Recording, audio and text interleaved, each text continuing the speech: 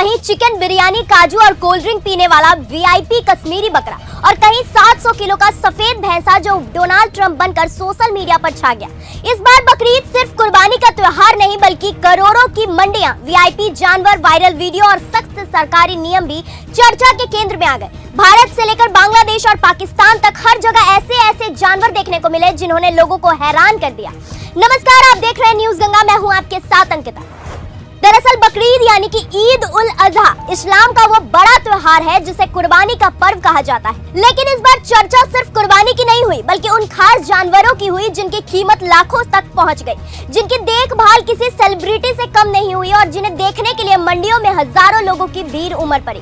कहीं लाखों का बकरा था, कहीं वीआईपी भैंसा, तो कहीं ऐसा कश्मीरी बकरा जो आम चारा नहीं बल्कि चिकन बिरयानी और ड्राई फ्रूट्स खाता है। सबसे पहले बात उत्तर प्रदेश की राजधानी लखनऊ की करते हैं, जहां एक बकरा पूरे 11 लाख रुपए में बिकने के बाद सुर्खियों में आ गया। जिसने भी उस बकरे को देखा बस देखता ही रह गया। लंबा चौड़ा शरीर, शानदार कदकाठी और उसकी खास नस्ल ने उसे मंडी का सबसे चर्चित जानवर बना दिया।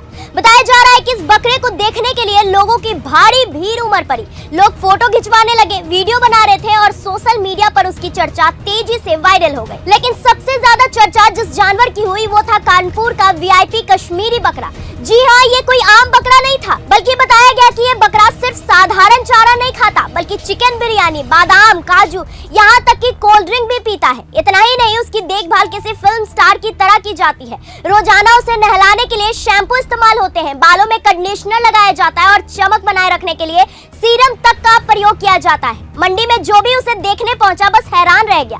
लोग कहने लगे ये बकरा नहीं, पूरा वीआईपी मेहमान है। अब आपको लेकर चलते हैं बांग्लादेश, जहां एक सफेद भैंसा है जो पूरी दुनिया में वायरल हो गया। इस भैंसे का नाम रखा गया डोनाल्ड ट्रंप। करीबन 700 किलो वजनी इस भैंसे को ईद की कुर्बानी के लिए खरीदा गया। बताया गया कि इसकी कीमत लगभग 3 लाख रुपए थी। लेकिन जैसे जैसे इसकी तस्वीर और वीडियो सोशल मीडिया पर वायरल होने लगे वैसे वैसे इसकी लोकप्रियता इतनी बढ़ गई कि मामला सरकार तक पहुंच गया और फिर हुआ बड़ा फैसला। बांग्लादेश के गृह मंत्रालय ने इस भैंसे की कुर्बानी पर रोक लगा दी। अब यह भैंसे पूरे देश में चर्चा का विषय बना हुआ है। लोग दूर दूर से उसे देखने पहुंच रहे हैं। अब आपको वो आंकड़े बताते हैं जो शायद आपको चौंका दे।